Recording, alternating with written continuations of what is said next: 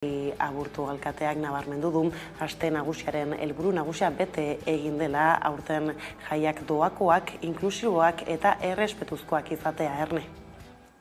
Bilboko alkate gisa izan dudan balorazioa positiboa eta ona da. Ez dugu inolako sexu erasolarririk deitoratu behar izan. Ez da gorroto delituagatik edo LGTBI fobiagatik ere. Jaien hasierako helburu nagusia bete dugu. Aste nagusia irekia, doakoa, inklusiboa eta errespetuzkoa izan da. Laster bueltatuko gara aipatu jaien inguruko gehiagorekin, lehenago baina bada besterik eguneko lerroburu gisa aipatzeko. Kongresuko mahaiak oniritzia emango die gaur astelenarekin RC eta Junts per Kat alderdien talde parlamentarioei Sumarrek eta PSOEk utzitako diputatuekin erregistratu dira, hurren ez hurren eurek zituztenekin ez baitzituzten betetzen araudiak ezarritako baldintzak. PSOEk eta Sumarrek Junts per Kat eta RCrekin egin bezala, Kongresuan edo Senatuan talde propioa izateko beste alderdiei diputatuak uztea ohikoa da, baina ganberako mahaiaren oniritzia behar du. Hain zuzen ere gaur arratsaldean bilduko da mahaia eta espero da diputatu lagapen hori baimentzea, lagapena egiten duten alderdiek, PSOEk eta Sumarrek gehiengoa baitute ganberako gobernu organoan, edo nola ere badago araudian eragozpenen bat sor dezakeen puntu bat, erregelamenduaren 23.2 artikuluak ezartzen duenez, inola ere ezin dute alderdi berekoak diren diputatuek legebiltzar talde banandua eratu. Trantsizioan gertatzen zena saiesteko hartu zen neurri hori PSOEri, PSEek eta PSZek lortutako botoak ere gehitzeko. Kasu honetan interpreta liteke Sumarreko diputatuak daudela bi talde parlamentarioetan eta sozialistak baita ere. Gauzak horrela parlamentuko iturriek aurreatu dutenez, PP eta Vox oso adi egongo dira erregistratzen diren idazkiekin eta ez dute baztertzen RC eta Junts taldeak baimentzeko erabakiaren aurrean helegitea aurkeztea. Gaizlatuta berriz, ingurumenari helduz Gipuzkoan basa fauna berreskuratzeko zentro bat bada. Basa bizi zentroa du izena eta hil honetan urtebete egin du. Gaur arte, 589 animalia hartatu dituzte zentroan eta sartu diren animalien ia 160 izendatu eta natur ingurunera itzuli dute. Entzun dezagun Eider Mendoza aldun nagusia. 581 espezie jaso dira, momentu honetan 22 uste direla desberdinak bertan hartatuak direnak, helburua ezaguna dezue, alegia gure basa fauna zaindu eta berreskuratu eta berriro ere naturara itzultzea. Eta ekonomia arlora salto, Nafarroko Volkswageneko zuzendaritzak langilei baieztatu die hornitzaile bat dagoela izendatuta landabengo lantegiko modelo elektrikoetarako bateriak muntatzeko.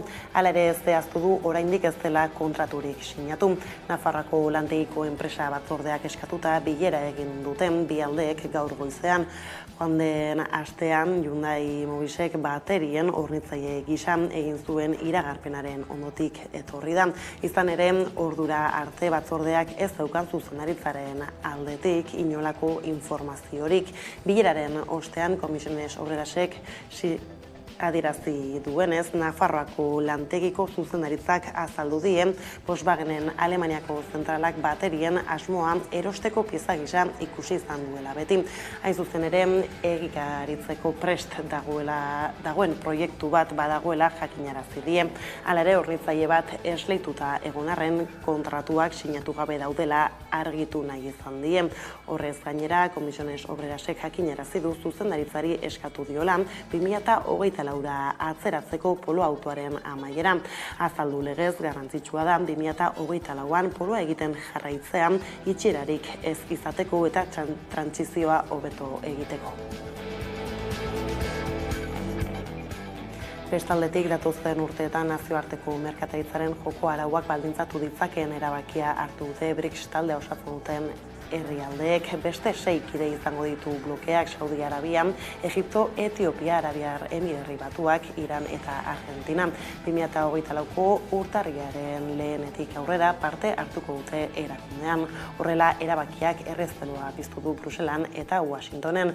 Hego Afrikako gobernuaren araberan 41 herrialdek adierazi zuten talde horretan sartzeko nahian, eta 23 ofizialki egin dute eskaera. Iragan astean eginiko bileretan taldeko kideak ados jarri dira kide berriek bete behar dituzten irizpidei buruz eta azkenean 6 onartu dituzte. Txina izan da taldea zabaltzaren alde indar handien egin duen herrialdea eta bereziki Saudi Arabiaren sarrera defendatu du. Herrialde horrekin harremanak estutzen aritu baita azken urteetan. Ukrainako gerragatik Errusiari jarritako zigorrak direla medio, garrantzi handiko erabakia da taldean Saudi Arabia onartu izana. Munduko petrolio ekoizlerik handienen artean bigarrena baita. Errusian eta Txinaren bloke ekonomikoan sartzeak halaber, are gehiago gaiztotu ditzake Riaden eta Washingtonen arteko harremanak eta indartu egin dezake BRICSen posizioa G7koen kontrapisu gisa. Antzeran gertatzen da Arabiar Emirerri Batuekin eta bereziki Iranekin. Brasilgo presidente Lulak berriz Argentina batu izana txalotu du Brasil baitan haren bazkide komertzial nagusia eta Hego Amerikako ekonomiarik indartsuenetarikoa delako. Taldean zabaltzari buruzko zalantzak gehiago agertu dituzte Hego Afrikak eta Indiak euren aldetik ekonomikoki. India da gaur egun taldearen barruan Txinari itzal egin dezaiokeen herrialde nagusia. Lerroburuekin bukatzeko berriz nazioarteko gaiekin jarraiki Japonia eguneratu egin da eta garbi adierazi du sexu ekintzak kriminaltzat joko direla baldin eta onespenik gabekoak badira. Udan zigor kodari egindako erreformak aldaketa bat ekarriko du. Gaur egun sexu harreman behartu kontsideratzen den krimena aurrerantzean onespenik gabeko sexu harremana izango baita. Oraingo erreforma 2017an egindakoaren osagarri da, baina ura baino gogorragoa beste 8 baldintza jasotzen baititu mota horretako eraso bat bortxaketatzat kontsidera dadin. Indarkeriaz gain beste hauek ere jasotzen dira. Intimidazioa, gizarte estatusaz baliatzean, biktima mehatxatzean, alkohola edo drogaren bat erabiltzean eta behar beste denborarik ez ematea uko egiteko edo kontra egiteko biktimak buruko nahasmenduren bat edo bestelako arazo fisikoren bat badun onespenik gabeko harreman hartuko da ere. Horrela nazioarteko gaiak aipatuta gurera bueltan, aipatu dugu lehenxeago orain arteko aste nagusirik parte hartzaiena eta jendetsuena izan da aurtengoan Bilboko udalaren arabera bart bukatu zen Bizkaitar hiriburuko festa handian Marijaiaren erreketarekin ikusi. 10 egun eta 9 gau ostean Marijaiaren erreketarekin amaitu da 2023ko aste nagusia. Eta Juan Mari Aburto Bilboko alkateak jaien balorazio positiboa eta pozgarria egin du festen azken egunean. Oso pozik nago, oso pozik gaude. Bilbon alaitasuna, dibertsioa eta parte hartzea izan dira aste nagusiko benetako protagonistak. Horrez gain, Aburtok nabarmendu duenez, orain arte egindako ediziorik jendetsuena izan da. Izan ere, lehenengo kalkuluen arabera, 1,8 milioi pertsona baino gehiagok parte hartu dute udalak antolatutako 500 jarduera baino gehiagotan. Orain arte egindako edizioetatik parte hartzaile eta jendetsuena izan da aurtengo aste nagusia.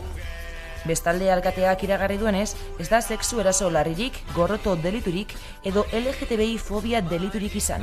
Hori bai, 29 igo dira atxiloketak, baina iaz baino 17 delitu gutxiago izan dira. Bilboko alkate gisa izan dudan balorazioa positiboa eta ona da. Ez dugu inolako sexu eraso larririk deitoratu behar izan. Ez da gorroto delituagatik edo LGTBI fobiagatik ere. Jaien hasierako helburu nagusia bete dugu. Aste nagusia irekia, doakoa, inklusiboa eta errespetuzkoa izan da. Hala, aste nagusiaren helburu nagusia bete dela txalotu du Aburtok. Jaiak, doakoak, inklusiboak eta errespetuzkoak izan baitira. Egunero, zu artifizialak 10 erdietan izan dira, jaiak eten dituztenak. Zuek gauero 130.000 ikusle baino gehiago izan dituztela azpimarratu du udalak, eta aurtengo saria Fonti Piroteknikak irabazi du. Abuztuaren 24ko su artifizialek alegia.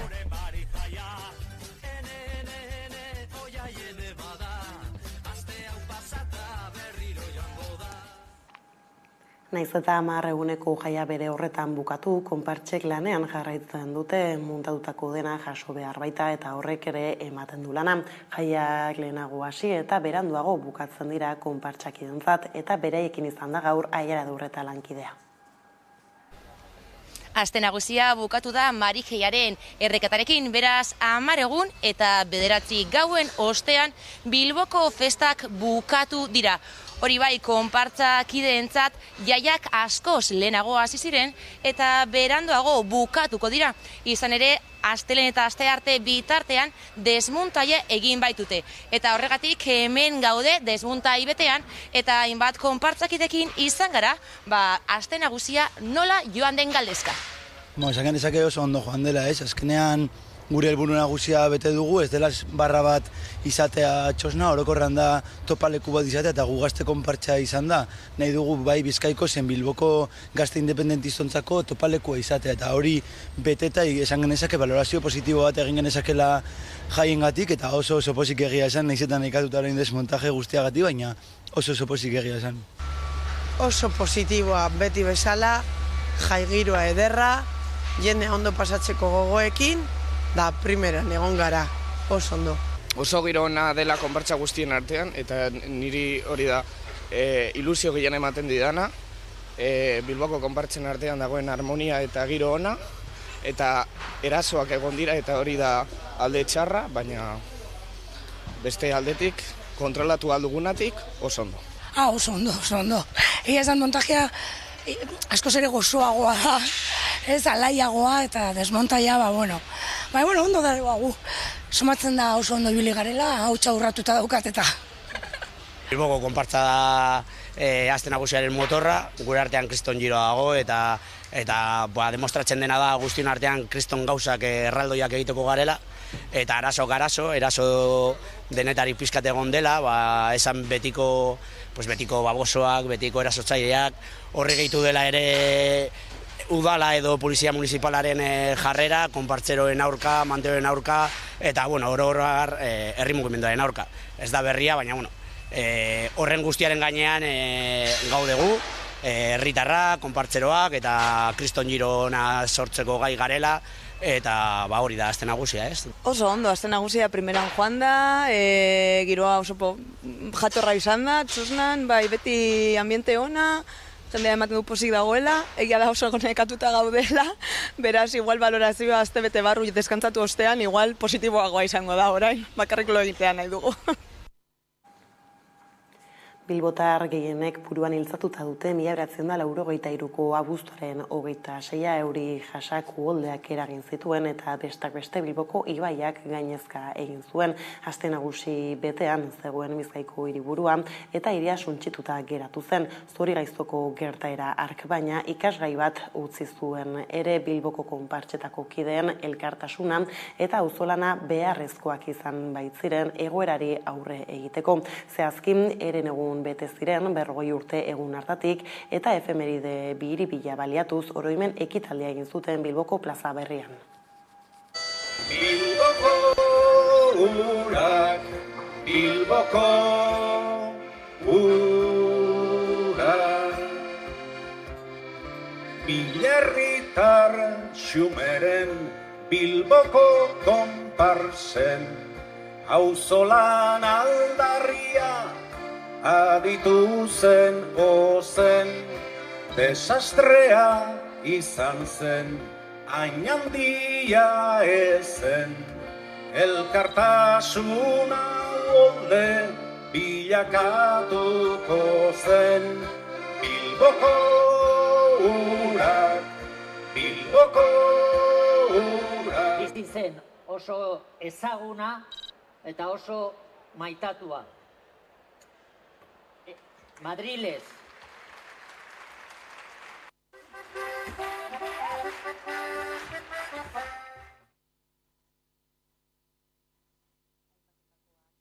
Beste hainbeste ekitaldirako ere eman du aste nagusiak, tartean ostiralarekin euskal presoen giza eskubideak errespetatzea exigitu zuen Sarek Bilbon. Konpartsekin batera manifestazioa antolatu zuen eta bertan salatu legez gaurkoz ez dago justifikaziorik salbuespen juridikoari eusteko.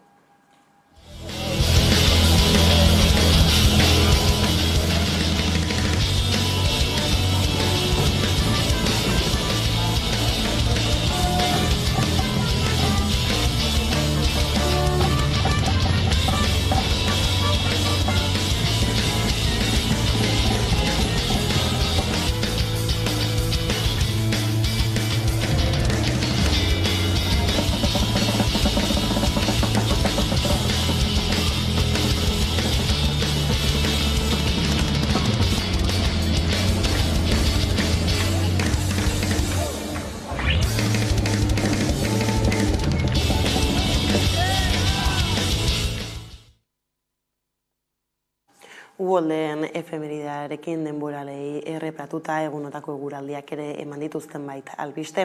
Iragan egunetako beroak euriari eta haize bolada bortitzei eman die paso. Balearra, Katalunia eta Valentziako erkidegoa izan dira. Gora bera gehien jasan dituztenak eta ondorio latzak erregistratu dira bertan. Gurean ere egoera gora beratsua da.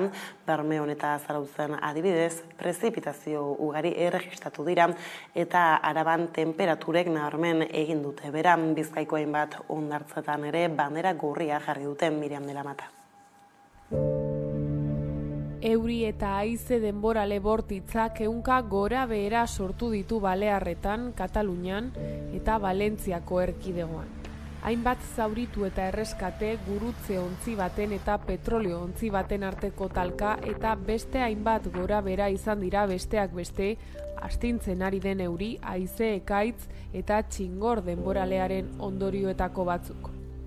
Ekaitzak 260 gora behera utzi ditu eta dozenaka udalerrik izan dute eragina, 133 Palmako udalerrian, 51 Kalbian eta 10 Soierren. Menorkan, 17 eta 8 izan dira Eibisan. Larrialdiko abisu horietako gehienak zuhaitzak erortzearekin, luiziekin eta galtzadako oztopoekin lotuta daude. Euskal Herritarran nana Mallorcan geratu behar izan dira oporretatik itzuli behar zuten 100 hegaldi baino gehiago bertan bera geratu direlako Uhartea eta Bilbo lotzen zituzten 2 hegaldi barne. Radio Euskadin egindako adierazpenetan, Vuelinek asteazken honetarako Bartzelonara itzultzeko hegaldia baino etzien ziurtatzen gaueko 10:00 aurrera. Beraz, beste 2 egunez egon behar zuten Mallorcan. Gurera bueltan, Bermeon, 34,5 litro metro karratuko prezipitazio erregistratu dira larunbat arratsaldeko 6etatik atzo goizeko 6ak arte eta Zarautzen berriz 23 litro metro karratuko Euskalmetek jakitera eman duenez. Eurite ez gain, haize bizia ibili da Arabako hegoaldean. Guardian, temperatura minimoak 10 gradu zentigradutik behera jaitsi dira. Euskadiko basuena Herrerako gainean izan da Lagranen 7,5 gradurekin. Kostaldean bandera gorria jarri dute igande honetan Bizkaiko hondartza batzuetan, Barinetxe, Bakio, Laida eta Laga hondartzetan besteak beste. Antzera eguraldiak nabarmenki hoztu du asteburuan Nafarroan eta Artasoa inguruan suertatu zen sutearen itzaltzelanei mesede egin die. Hala sutea itzalitzat eman zen bart, gainera asteazkenera arte euria egingo du Nafarroan eta temperaturarik altuenak ez dira 20 gradutik pasatuko.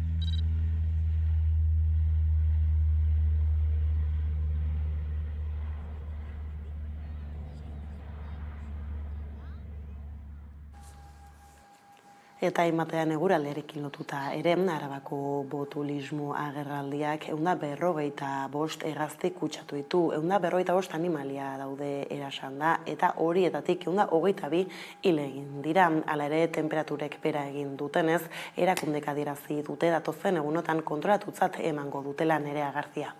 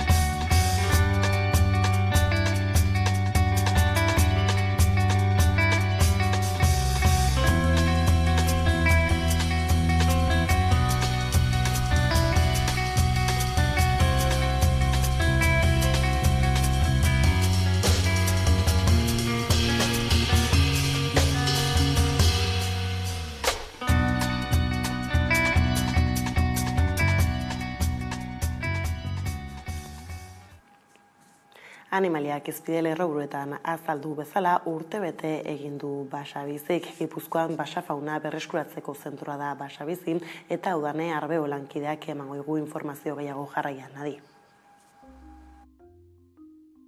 Baltzenekien Gipuzkoan basafauna berreskuratzeko zentroa dagoela.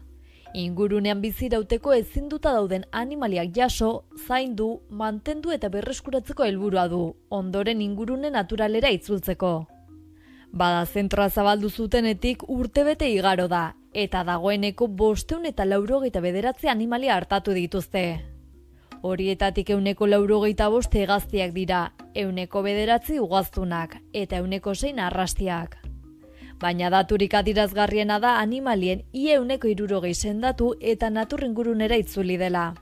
161 momentu honetan da sendatzeko aukera izan dutenak eta berriro ere naturara itzuli direnak.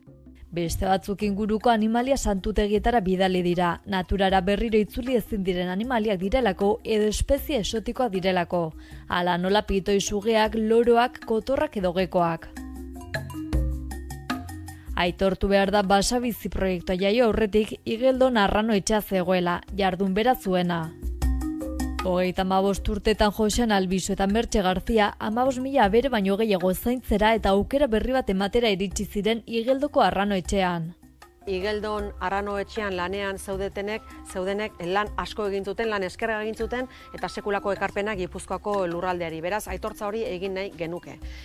Orain Urnietako Arizmendi finkan dagoen Basabizi zentroa arduratzen da basafauna berreskuratu eta zaintzeaz. Zuri dagokizunez entzulea di, animalia zauritu bat topatuz gero gomendatzen da ez ukitzea edo manipulatzea, eta lehenbailen horren berri ematea mendietako eta natura inguruneko zuzendaritzako 944-000-420 telefonoan. Zaintza zerbitzua jaso eta zentrora eraman dezan, berreskuratu eta ahalik eta lasterren bere ingurune naturalera itzuli ahal izateko.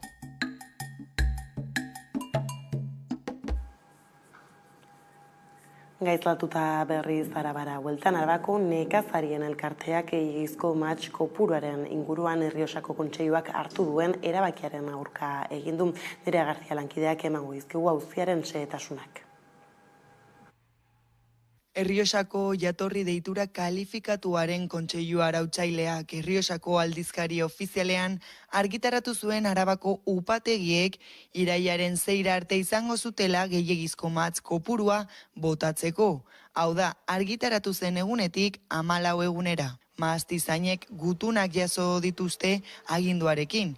Izan ere, Kontseiluak adimen artifizialeko sistema bat erabili du 160 aldagai neurtzeko. Sistema horri esker Kontseiluak identifikatu ditu zein lurzaiek kopurua gainditu duten. Gainera, Arabako Errioxako upategiek irailaren 6an gehiegizko kopurua bota ez badute, Errioxa sormarkatik kanporatuko dituzte. Gauzak horrela, UAGak gutun formal bat bidali dio Errioxako Kontseiluari bere haserrea adierazteko. Alde batetik salatu du aginduak oso berandu iritsi direla eta mahastizainek soilik 14 eguneko epea izango dutela. Beste alde batetik azpimarratu du orain ez dela momentu egokiena erabakia hartzeko. Izan ere, elkarteak dio gainkostua ekarri dezakeela. Kontseiluak dioenez gehiegizko mahatz kopurua saihesteak lehiakortasuna eta errentagarritasuna kontserbatzen ditu. Aurtengo kanpainan mahatz beltzaren topea 5.850 kilo hektareko ezarri da. Mahatz zuriaren kasuan 9.000 kilo dira. Eta honekin politika arlora salto, Euskal Herria Bilduren Iruñeko udal taldeak Kristina Ibarrola alkatearen agerraldia eskatu du iraiaren 5. lehendakaritza batzorderako. Azalpenak eskatuko dizkioten uztailean alkatearen irudia azaldu baitzen bitxi denda baten sare sozialetan bitxi batzuen sustapena egiten Leire Martinez. EH Bilduk eskaera tramitatu du Kristina Ibarrola Iruñeko alkatea hilaren 5 lehendakaritza batzordearen aintzinean ager dadin. Ongi azaldezan, bitxidenda pribatu bat sustatzeko, ekitaldi ofizialetan bere irudi instituzionala nola erabiltzen duen.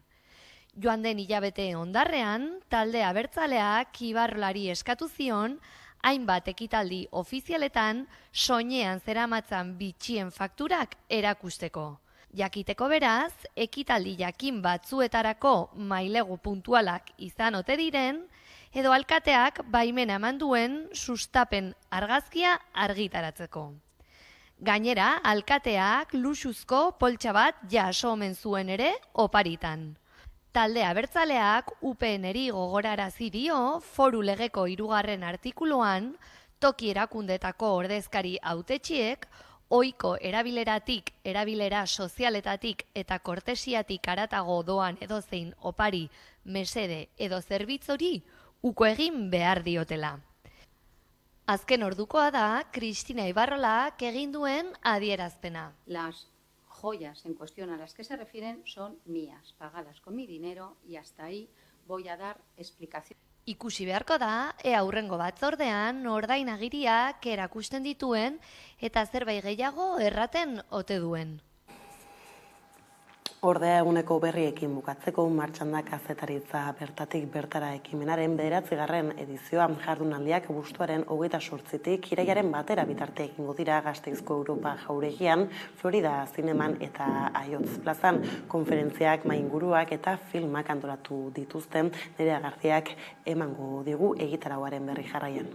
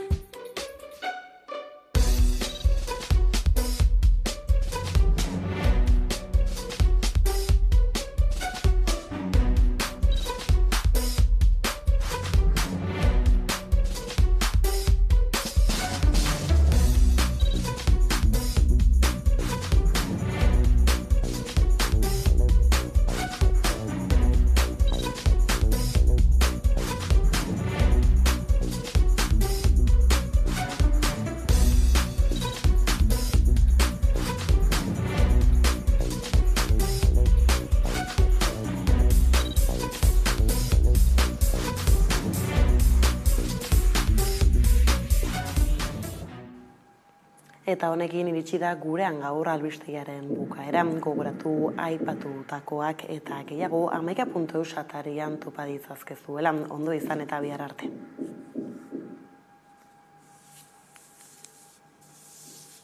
Zegoen astronauta batekin eta esaten zuen berak, behitu, zeharin altzatzen ditudan gauzak eta galdetu zion ume batek eta flexioak egin aldituzu eta bitu zelan egiten dituan, eta zezen bi eskuekaz, gero esku bakarrekin, eta gero atxamar batekin, eta gero atxamarrik ez. Beraz ez du pisurik gauzak, ez, gravitate zeroan. Orduan, osteoblastoek ez dute ezur gehiagorik egiten, eta poroak sortzen dira. Eta orduan horrek misioa jar dezake kolokan, ze astronauta batek apurtzen baduen ezur bat, ez dakigu zelan konponduko den ostura hori espazioan, eta ez bakarrik misioa, baizik eta beraien bizitza. Orduan, behar zuten jakin, nasan, zelan aurre ikusi, modelo matematiko baten bitartez, zenbat hezur galduko duten Marterako misioan. Orduan, nik egin nuena, izan zen formulatu modelo matematiko bat, aurre ikusteko zenbat hezur galduko duten astronauta desberdinek. Eta hortan ibili zarete, eta suposatzen dut, ikerketa oraindik bukatu gabe dagoela, eh? Bai, modeloa publikatu egin zen 2021 urtean, uste dut, edo 2020 urtean, eta orduan, orain neurtu aldugu zure dentsitatea, hezurren dentsitatea, astronauta batena, kasu honetan, modelo matematikoa erabili datu horiekin jakiteko zenbat galduko duzun bidai horretan. Eta orduan, metodo hori erabiltzen ari dira orain jakiteko ze astronauta joan aldiren edo ez, hezurren aldetik, beste hainbat faktore daude. Eta hor, pasada bat izan zen, gonbidatu ninduten Houstonera, aurkezteko modelo matematikoa eta sari bat eman zidaten, nik ez nuen espero gainera, eta, igo nintzen ia pijama batekin, eta, irudiak hor daude, baina ez ditu gustoko, ez dut asko, bai. Nasan, zenbat ikerlari dago, esaterako San Franciscon, zuen bertan izan zara? Bai, suposatzen dugu erraldoia izan behar duela, ez? Kalifornian justo bi zentru daude, JPL dagoela Los Angelesen, eta San Franciscoko badiako arean, Mountain View, dago Ames, eta hor egiten duguna da, deitzen dena Basic Research edo ikerkuntza basikoa. Orduan ez dugu ezer operazionalik egiten. Baina bai gauza asko egiten dira, esate baterako bertan diseinatu egin dira, orain hitz egiten ari gara hemen, baina Marten robotak daude, eta bertan diseinatu egin ziren esate baterako orain Marten dauden robotak, ibiltzen eta datuak bidaltzen, eta bar. Gero ere bai bertan testeatzen dira espaziontziak, batez be beraien aerodinamika. Dago munduko haize tunel erraldoiena munduan bertan dago, sartzen dituzte espaziontziak eta testeatzen dute beraien aerodinamika. Eta gero ere bai dago biologia guztia. Bertan egiten dugu, esate baterako hezurrena, beste gauza asko, burmuina, bihotza, astronauten osasunarekin duen proiektu asko daude bertan. Ikerketa guzti horiek ero, medikuntzarako baliogarriak izango lirateke, edo izan daitezke? Eta beste gauza askorentzako. Gero uste dut hitz egingo dugula elikagai buruz eta sukaldaritzari buruz, liofilizadorea, gaur egun asko erabiltzen da jatetxe potenteetan liofilizadorea, NASAk inventatu zuen bidaltzeko jakiak espaziora. Eta beste hainbat gauza. Gauza asko aplikatu daitezkenak espazioan, gero hemen aplikatu egiten dira. Bai, ez, erabiltzen dira bestelako... Gauza asko, aplikazio gehienak esango nukenik. Benetan hain puntakoa da horrelako leku batean ikerlari moduan egotea, zer suposatu izan du hori eneko asperentzat? Nik ez nuen, nire amets basatienetan ez nuen imaginatzen lan egitea. Baina dena izan zen pizkanaka pasatu zen dana, eta ni 2014 urtean Euskal Herriko Unibertsitateko ikerlari bat nintzen, kriston sortea izan nuen, doktoretzaren zati bat Oxforden egin nuen, eta horre izan zen salto handiena, Oxfordera joatea, eta Oxfordeko Unibertsitatean, hor maila beste bada. Hortik joan nintzen Cambridgeko Unibertsitatera, hor egon nintzen ikertzen eta klaseak emoten ere bai, eta handik egin nuen salto NASA eta Stanfordeko Unibertsitatera. Eta niretzat izan da bidai bat, pizkanaka joan dena, baina bai atzera begiratzen badut, bai izan dela kriston bidaia, holako lekuetan lan egitea eta zenbat ikasi dudan, ze desberdina den, ikerkuntza maila bertan, eta bar. Ikerkuntzari garrantzia handiago ematen zaio, edo ez dakit? Bai. Asko be diru gehiago dago, adibidez nengoen Stanfordeko Unibertsitatean, eta ez zegoen limiterik gauzak erosteko ikertzeko. Limiteak badaude, baina hemen adibidez asko be mugatuagoak dira. Hemen